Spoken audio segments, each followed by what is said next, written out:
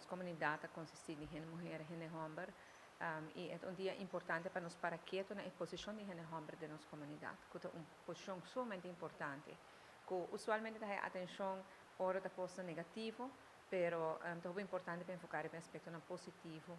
E ripetia aqui nós quer enfocar mais também no direito de homens. Porque tende de tata nan quando tu permitir para wak na yuna, sendo que na quer na porta e quer de na yuna, de ser algo que toch nos tenho por mais atenção na je. Nós vemos algum caso de último luna nan aya nan basta triste e lamentável, então é nada coisa que toch nos tenho atender. E me quer tem educação de nos yuna. Agora que nós temos mais família de composição diferente, antes era tudo simples, mama, tata, assim que o abuela em casa que ajuda.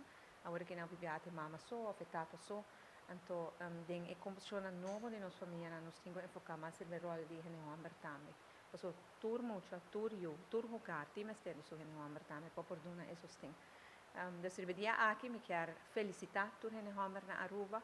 Agradecer a homem para o papel que desplegar de imensa importância para o nosso país e me espera que verdade nós podemos enfocar e como nós podemos melhorar a posição de homem, direito de homem para que nós podemos criar uma comunidade mais estável e mais feliz.